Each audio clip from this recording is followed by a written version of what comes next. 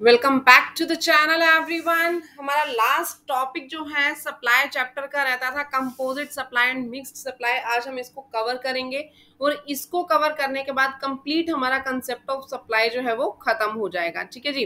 तो सबसे पहले हम स्टार्ट करते हैं कंपोजिट सप्लाई। कंपोजिट सप्लाईज क्या होती हैं? देखो बच्चों, अगर कोई भी दो प्रोडक्ट्स आप एक साथ सेल करते हो, कोई भी दो प्रोडक्ट्स आप कंबाइन करके एक साथ सेल करते हो, जिसमें से एक क्या होता है प्रिंसिपल प्रोडक्ट, ठीक है, और दूसरा क्या होता है उससे कोई रिलेटेड प्रोडक्ट, दूसरा उससे कोई भी एक रिलेटेड प्रोडक्ट होता है।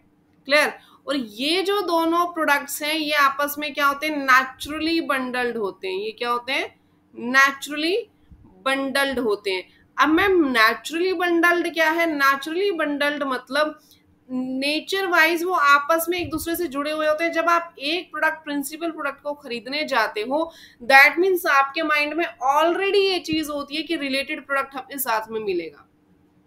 ठीक है, जब भी आप प्रिंसिपल प्रोडक्ट को परचेज करने गए, रिलेटेड प्रोडक्ट आपको मिलेगा। इस माइंड सेट से ही आप प्रिंसिपल प्रोडक्ट को लेने के लिए जाते हो। इसीलिए हम क्या कहते हैं कि ये दोनों प्रोडक्ट्स नेचुरली बंडल्ड हैं। मेरी बात समझ में आई? देखो विद एग्जांपल मैं आपको बताती हूँ। आप मार्केट में गए, मार्केट में समोसा परचेज करने गए, ठीक है, आप मार्केट में क्या लेने के लिए गए? समोसा। अब मार्केट में आप समोसा लेने के लिए गए तो आपके माइंड में ऑलरेडी होते कि भैया समोसा ले रहे हैं तो चटनी तो मिलेगी, ठीक है, समोसा ले रहे हैं तो चटनी तो मिलेगी। तो इसका माइंड परसेप्शन आपको ऑलरेडी बना हुआ होता है चटनी का। यहाँ पे मेन प्रोडक्ट क्या है? प्रिंसिपल सप्लाई क्या है? समोसा। और चटनी क्या है? चटनी इसका वो सेकंड प्रोडक्ट है जिसको हम कह सकते हैं कि ये इसके साथ नेचुरली बंडल्ड है। ये इसके साथ क्या है? नेचुरली बंडल्ड है। मेरी बात समझ में आई? तो ऐसी कई सप्लाईज होती हैं, ऐसी कई सप्लाईज होती हैं जो नेचुरली बंडल्ड होती हैं, एक दूसरे के साथ जुड़ी हुई होती हैं। और जब हम एक काम को करते हैं या एक सर्विस या गुड्स को लेते हैं तो हमारे माइंड में ऑलरेडी एक परसेप्शन होती है कि ये दूसरी गुड्स हमें इसके साथ मिलेंगी। Clear everyone? ठीक है, अब मेरी बात ध्यान से सुनो। मैं इसके एग्जांपल्स भी आप लोगों को बताऊंगी, बहुत अच्छे से क्लियर करूंगी। बट अगर मैम कंपोजिट सप्लाई आ जाती है, अगर कंपोजिट सप्लाई आ जाती है तो टैक्स रेट कौन सा लगाएंगे? तो टैक्स रेट कौन सा लगाएंगे? ध्यान रखिएगा, कोई भी कंपोजिट सप्लाई हो टैक्स रेट लगेगा प्रिंसिपल सप्लाई का। टैक्स रेट किसका लगेगा? प्रिंसिपल सप्लाई का। अब मैम इसके कुछ एक एग्जांपल बताइए ताकि हमें अच्छे से क्लियर हो जाए कि कंपोजिट सप्लाई क्या है। देखिए कंपोजिट सप्लाई का अगर मैं एग्जांपल लूं तो सबसे पहले आप जैसे मोबाइल है, मोबाइल के साथ चार्जर आता है। जब भी आप मोबाइल परचेज करते हैं तो इसके साथ क्या आता है? चार्जर आता है। लैपटॉप है, लैपटॉप में बैटरी होती है, हाँ या ना? लैपटॉप में बैटरी होती है। तो ये सब चीजें क्या है? ये नेचुरली बंडल्ड हैं। ये दोनों आपस में क्या है? Composite supply. आप किसी भी होटल में चले गए, आपने किसी भी होटल में रूम लिया तो वहां पे जो रूम सर्विसेज हैं वो आपको प्रोवाइड की जाएंगी, ये नेचुरली बंडल्ड है। ठीक है, तो इस तरीके से जो भी सर्विसेज एक नेचुरली बंडल्ड हो, एक दूसरे से जुड़ी हुई हो, एक दूसरे से कनेक्टेड हो, और एक सर्विस के साथ दूसरी सर्विसेज माइंड परसेप्शन है हमारा कि हमें फ्री मिलेगी ही मिलेगी, उसे हम क्या कहते हैं? कंपोजिट सप्लाई कहते हैं। उसे क्या बोलेंगे? कंपोजिट सप्लाई बोलेंगे। क्लियर? अब देखिए मैंने आपको ऑलरेडी बताया कि परसेप्शन जो होता है वो कंज्यूमर के माइंड में होता है कि ये सर्विसेज हमें मिलने ही मिलने वाली। जैसे मोबाइल फोन के साथ हमेशा बैटरी आती है। क्लियर? अब दूसरी बात, majority of services, service provider जो है वो इसे प्रोवाइड करते हैं। जो मेजोरिटी ऑफ सर्विस प्रोवाइडर हैं मार्केट के अंदर उस सर्विस के, वो मेजोरिटी ऑफ द पर्संस ऐसी सर्विसेज प्रोवाइड करते हैं, एक दूसरे के साथ बंडल ऑफ सर्विसेज प्रोवाइड करते हैं। क्लियर? जैसे कि catering on board and services of transport by air is bundled offered by a majority of airlines. जो एयरलाइंस हैं, एयरलाइंस क्या करती है? एयर ट्रांसपोर्ट के टाइम पे आपको कैटरिंग सर्विसेज प्रोवाइड करती है। मोस्ट ऑफ द एयरलाइंस ये सर्विसेज दे रही हैं। ठीक है जी। नेक्स्ट आगे अगर हम बात करें, nature of various services in bundle of services, जो इसका नेचर है, नेचर भी इस तरीके का होता है, that is help in determining whether the services are bundled in the ordinary course of business. If the nature of the services is such that one of the services is the main service, one of the service क्या है? इसमें main service है, principal service है, and the other is combined with such services are in the nature of incidental or ancillary services which help in better enjoyment of the main service। ये क्या कहना चाह रहा है कि आपकी जो दो सर्विसेज है उसमें से एक क्या है, मेन सर्विस है, ठीक है, और दूसरी क्या है, दूसरी उसके साथ कंबाइन की गई है। लेकिन इन दोनों को कंबाइन करने के की वजह से आप क्या कर पा रहे हैं, बेटर इंजॉयमेंट ले पा रहे हैं किसका, मेन सर्विस का, ठीक है। एक मेन सर्विस है, दूसरी उसकी कंपोनेंट सर्विस है या कंबाइंड सर्विस है, और इन दोनों को कंबाइन करने की वजह से जो आपके पास मेन सर्विस है उसको आप बेटरली और अच्छे तरीके से इंजॉय कर पा रहे हो, ठीक है। ये दोनों क्या कहलाई जाएंगी, ये दोनों कंपोजिट सप्लाई कहलाई जाएंगी। अब आगे देखिए, अगर कोई भी होटल की यहाँ बात हो रही है, होटल में मैंने आपको ऑलरेडी बताया, होटल में आप लोग गए, वहां पे ब्रेकफास्ट डिनर आपको दिया जा रहा है free of cost during your stay. अगर आपको फ्री ऑफ कॉस्ट डिनर मिल रहा है, ब्रेकफास्ट मिल रहा है, तो ये हमारे पास क्या हो जाएगा, ये हमारे पास नेचुरली बंडल्ड वाली सर्विसेज हो जाएंगी, ठीक है। It will be treated as services naturally bundled in the ordinary course of business, ठीक है जी। नाउ कुछ एक अदर एग्जांपल्स भी यहाँ पे आप लोगों को दिए गए हैं इसके। सबसे पहली बात तो सिंगल प्राइस आपके पास चार्ज किया जाता है। ये जो आपने कंपोजिट सप्लाईज देखी, जितनी भी कंपोजिट सप्लाईज हैं उनके लिए एक सिंगल प्राइस चार्ज किया जाएगा, अलग अलग प्राइस चार्ज नहीं किया जाएंगे। जैसे मोबाइल के साथ आपको चार्जर मिला, तो इन दोनों का एक सिंगल प्राइस चार्ज किया जाता है, अलग अलग प्राइस इन दोनों का चार्ज नहीं किया जाता। अच्छा, नॉर्मली जब हम एडवर्टाइजमेंट करते हैं तो एज अ पैकेज ही हम एडवर्टाइजमेंट करते हैं उस प्रोडक्ट की, ठीक है। जो भी ये प्रोडक्ट है ये पैकेज के अंदर ही रिसीव होती हैं और यूज होती हैं। कोई भी एलिमेंट्स हैं वो सेपरेटली अवेलेबल नहीं होते इसके, और अगर होते हैं तो उनकी वैल्यू इतनी ज्यादा नहीं होती, ठीक है। ये दोनों क्या है, एक दूसरे के इंटीग्रल पार्ट होते हैं और नेचुरली एक दूसरे से जुड़े हुए होते हैं, जो भी कंपोजिट सप्लाई होती है। अब मेरी बात एक ध्यान से सुनो, जैसे अब फॉर एग्जाम्पल की मैं बात कर रही हूँ, प्रिंसिपल सप्लाई और कंपोनेंट सप्लाई। प्रिंसिपल सप्लाई का रेट है 12%, कंपोनेंट सप्लाई का रेट है 18%। तो जीएसटी रेट क्या लगेगा, जीएसटी रेट क्या लगेगा, और ये दोनों क्या है, ये दोनों कंपोजिट सप्लाई है, ये दोनों क्या है, कंपोजिट सप्लाई। जीएसटी रेट कितना लगेगा, 12%। कितना लगेगा जी, 12%, क्योंकि मैंने आपको ऑलरेडी बताया है प्रिंसिपल सप्लाई का रेट लेकर के चलना है। किसका रेट लेकर के चलना है, प्रिंसिपल सप्लाई का। बट बच्चों यहाँ पे इसका रेट होता है 18%, इसका होता है 12%। तो टोटल इन दोनों के प्लस के ऊपर जो भी हमारे पास टोटल अमाउंट आ रहा है उसके ऊपर कितना जीएसटी रेट लगेगा, जी हाँ 18%। आपने प्रिंसिपल सप्लाई को यहाँ पे कंसीडर करना है, कंपोनेंट सप्लाई का जितना मर्जी रेट हो आप लोगों को फर्क नहीं पड़ना चाहिए। यहाँ तक क्लियर हो गया सभी को। अगर किसी को कोई भी प्रॉब्लम हो तो आप लोग मुझसे कमेंट सेक्शन में पूछिए, मैं आपको जरूर जवाब दूंगी। आगे देखिए, ऊपर वाला एग्जांपल होटल से रिलेटेड था, ऑलरेडी मैं आप लोगों को दे चुकी हूँ।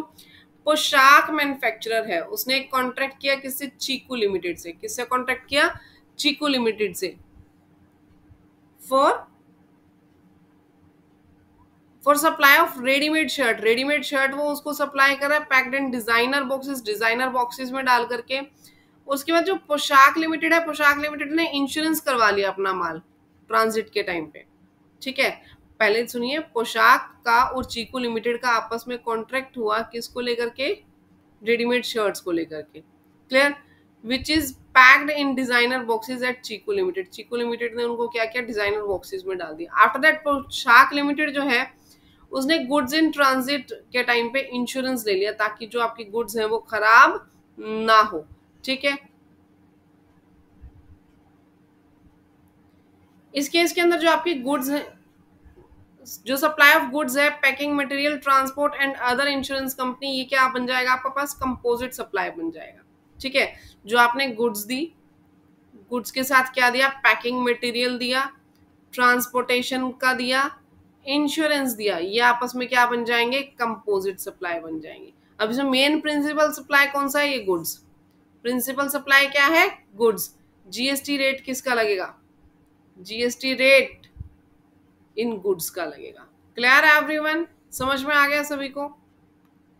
आगे देखिए, कोई भी कंज्यूमर है, उसने टेलीविजन सेट खरीदा, ठीक है, उसने टेलीविजन सेट खरीदा, खरीदने के साथ उसने वारंटी ले ली, उसने टीवी की वारंटी ले ली। अब वारंटी ले ली तो इसे हम क्या मानेंगे, कंपोजिट सप्लाई। जितनी भी वारंटी गारंटी होती है वो कंपोजिट सप्लाई के अंदर आती है, ठीक है।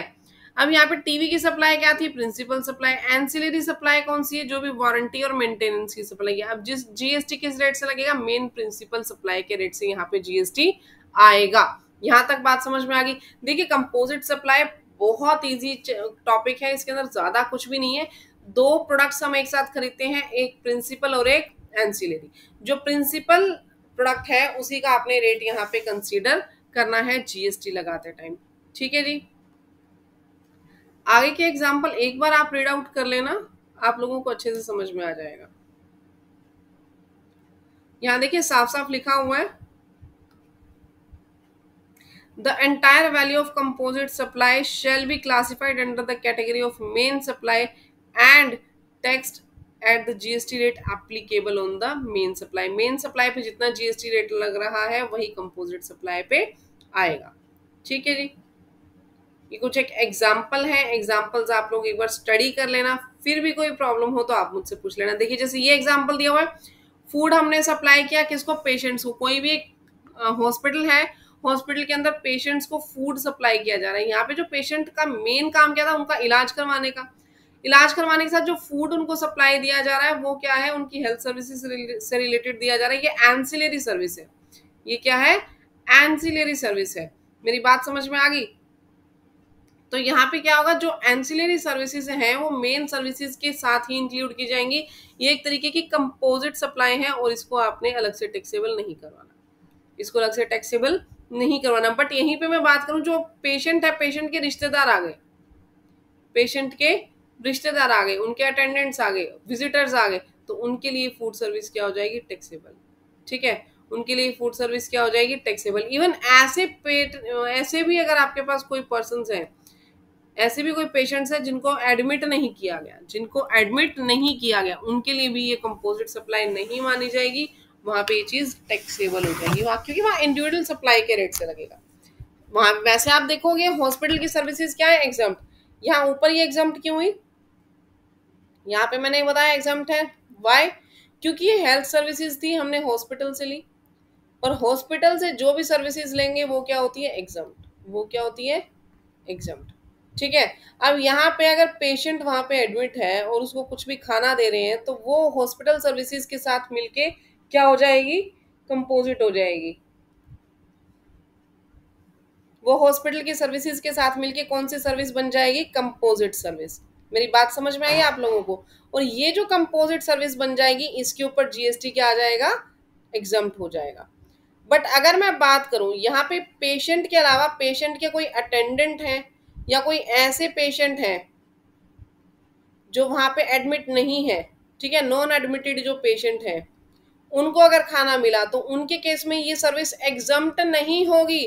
उस केस में सर्विसेज टैक्सेबल हो जाएंगी, क्योंकि यहाँ पे हॉस्पिटल अलग से कंसीडर किया जाएगा, हॉस्पिटल की सर्विसेज, और ये जो सर्विसेज हैं फूड की, ये अलग से कंसीडर की जाएंगी। 5 मिनट का ब्रेक लेते हैं गाइज, उसके बाद हम फिर से अपना टॉपिक कंटिन्यू करते हैं 5 मिनट के ब्रेक के बाद।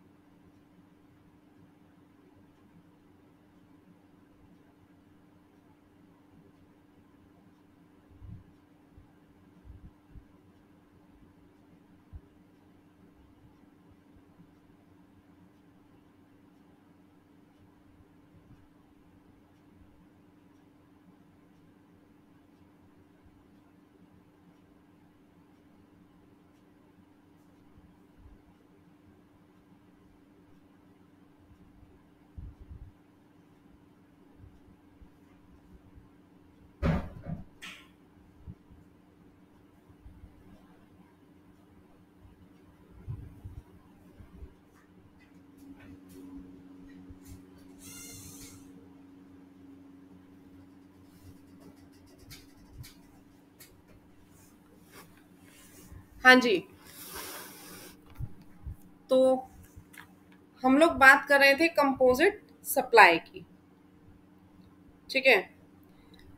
फूड सप्लाइड टू पेशेंट्स हमने देख लिया। नेक्स्ट हम बात करेंगे एक्टिविटी ऑफ बस बॉडी बिल्डिंग, ठीक है। एक्टिविटी ऑफ बस बॉडी बिल्डिंग। बस बॉडी बिल्डिंग की जब हम बात करें तो यहाँ पे गुड्स और सर्विसेज दोनों प्रोवाइड की जा रही हैं, ठीक है। तो इस केस में इसको हम क्या मानेंगे, कंपोजिट सप्लाई मानेंगे। क्या मानेंगे इसको, कंपोजिट सप्लाई मानेंगे, because as goods and services would depend on the supply of the principal supply which may be determined on the basis of facts and circumstances of each case।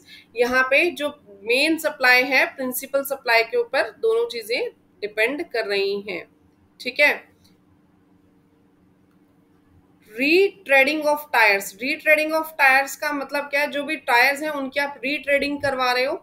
जो retreading है tyres की उसको हम composite supply कहेंगे। Composite supply क्यों करेंगे, क्योंकि यहाँ पे जो प्रीडोमिनेंट एलिमेंट जो है प्रोसेस का, प्रीडोमिनेंट एलिमेंट क्या है, सर्विसेज, लेकिन उन सर्विसेज के साथ गुड्स भी यूज हो रही हैं। देखिए मेन जो यहाँ पे कंपोनेंट है, मेन जो प्रिंसिपल सप्लाई है वो आपकी सर्विस है जब आप रीट्रेडिंग कर रहे हो, लेकिन उसके साथ गुड्स भी इन्वॉल्व हो रही हैं। जो भी ओल्ड टायर्स हैं, ओल्ड टायर्स भी उसके साथ यूज हो रहे हैं। तो सप्लाई ऑफ सर्विसेज के साथ यहाँ पे नेचुरली बंडल्ड क्या चीज है, सप्लाई ऑफ गुड्स। गुड्स कौन सी, ओल्ड टायर। ओल्ड टायर्स की तो रीट्रेडिंग करोगे, ठीक है। यहाँ पे रीट्रेडिंग किसकी करोगे आप, ओल्ड टायर्स की। तो ओल्ड टायर्स की हम रीट्रेडिंग कर रहे हैं, क्लियर। तो मेन जो सर्विसेज आपकी किसकी है, मेन सर्विस क्या है, प्रिंसिपल सप्लाई रीट्रेडिंग का, किसका, ओल्ड टायर्स का, ठीक है। तो यहाँ पे ये क्या हो जाएगी, एक तरीके से कंपोजिट सप्लाई हो जाएगी, लेकिन मेन जीएसटी रेट किसका लगेगा जी, सप्लाई ऑफ सर्विसेज का।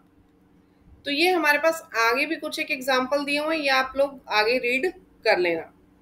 नेक्स्ट हम बात करेंगे मिक्स्ड सप्लाई की। नेक्स्ट हम किसकी बात करेंगे, मिक्स्ड सप्लाई की। मिक्स्ड सप्लाई क्या है, देखिए कंपोजिट सप्लाई में क्या था, दो या दो से ज्यादा जो प्रोडक्ट्स थी वो आपस में नेचुरली बंडल्ड होने की वजह से जुड़ी हुई थी।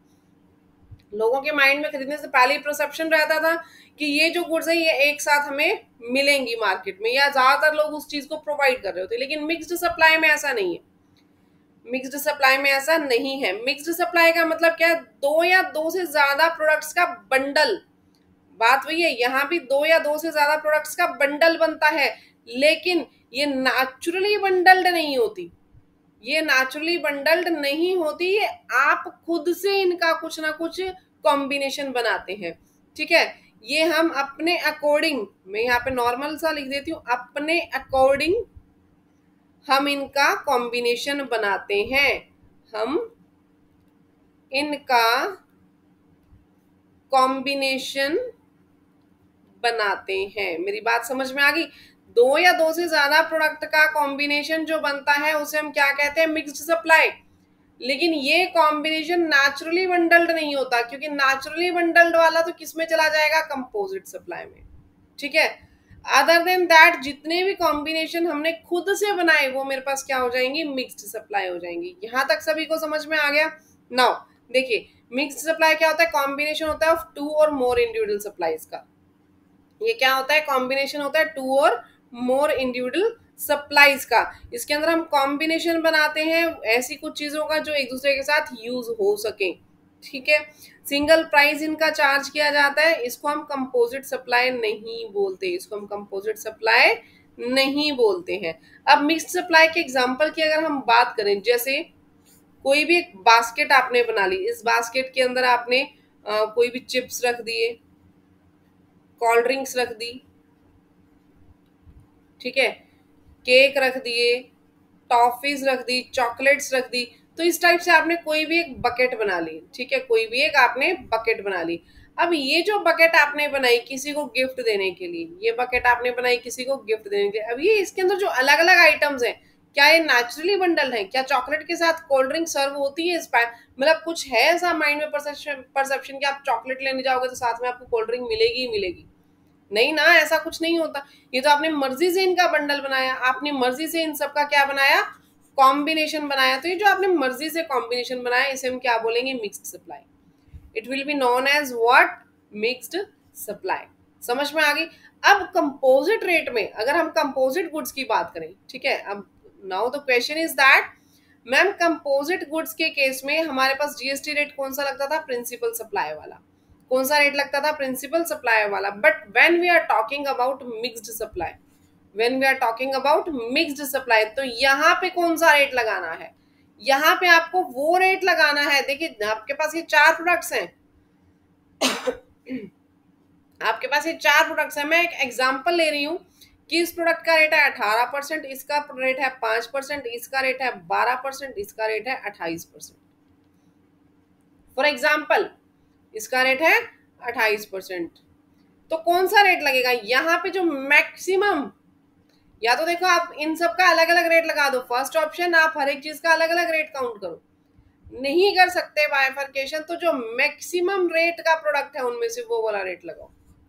इन सब में जो मैक्सिमम रेट का प्रोडक्ट है यानी 28%, कंप्लीट बास्केट के ऊपर कितना रेट लग जाएगा, जीएसटी रेट 28%। क्लियर। या तो सबको बाइफरकेट कर दो, अलग अलग कर दो, नहीं कर सकते हो तो क्या हो जाएगा, जो मैक्सिमम अमाउंट वाला मैक्सिमम जीएसटी रेट वाला प्रोडक्ट है उसका जीएसटी रेट आपको लगाना पड़ेगा। सेम जो एग्जांपल मैंने दिया वही सेम एग्जांपल इसमें बताया हुआ है, आप एक बार रीड आउट कर लेना, ठीक है। अभी देखिए यहाँ पे एग्जांपल दिया हुआ है, कोई भी एक हाउस है, रेंट पे दिया गया, सिंगल रेंट डीड पे, one floor of which is used for residence, और अदर जो उसका फ्लोर है वो प्रिंटिंग प्रेस के लिए यूज में हो रहा है। लमसम रेंट अमाउंट आपको मिल गया, ठीक है। अभी दो डिफरेंट हाउस का मिल रहा है, लेकिन ये नेचुरली बंडल्ड नहीं है, ये आपने बंडल बनाया है। ये ऐसा तो जरूरी नहीं है ना कि आपको जो दो ऊपर नीचे के फ्लोर है, आपके पास एक फर्स्ट फ्लोर है और एक सेकंड फ्लोर है, ये कोई जरूरी नहीं है, ये कोई माइंड का ऑलरेडी एक परसेप्शन नहीं है, कोई नेचुरली बंडल नहीं है कि फर्स्ट फ्लोर के साथ सेकंड फ्लोर भी किराए पे देना जरूरी है, सेम पर्सन को देना जरूरी है, ऐसा तो कुछ नहीं है ना, नहीं। तो इसको कंपोजिट सप्लाई तो बोलेंगे नहीं, इसको हम क्या बोलेंगे, मिक्स्ड सप्लाई बोलेंगे, ठीक है। Set supplies are mixed supplies. आगे देखिए, श्रीनगर एंटरप्राइज ने सप्लाई किया 10,000 किट्स, ठीक है, 10,000 किट्स सप्लाई की 50 रुपीज के according. Clear. Raghav general store से। तो हर एक किट जो है उसके अंदर एक शैम्पू है, एक फेस वॉश है, एक काजल पेंसिल है, इसको हम क्या बोलेंगे, मिक्स्ड सप्लाई बोलेंगे, इसे हम क्या बोलेंगे, मिक्स्ड सप्लाई। और यहाँ पे जो आपके पास जीएसटी लगेगा, जीएसटी किस रेट से लगेगा, हाईएस्ट रेट से। किस रेट से लगेगा, हाईएस्ट रेट से। अगर कोई 28% वाला प्रोडक्ट उसमें है, मैक्सिमम रेट वाला प्रोडक्ट उसमें, तो आप उसी पे जीएसटी लगाओ। मैंने ऑलरेडी ये चीजें आपको बता दी। तो गाइस बहुत अच्छे से हमारा ये टॉपिक कवर हो गया, कंपोजिट सप्लाई कवर हो गया, मिक्स सप्लाईज कवर हो गया, और आज की इस टॉपिक के साथ हमारा कंसेप्ट ऑफ सप्लाई चैप्टर भी खत्म हो गया। अगर आप लोगों को मेरी वीडियोस अच्छी लग रही है तो ज्यादा से ज्यादा अपने दोस्तों से शेयर कीजिए, वीडियो को लाइक कीजिए, चैनल को सब्सक्राइब कीजिए। मिलते हैं नेक्स्ट चैप्टर में आपको वैल्यू ऑफ सप्लाई के साथ।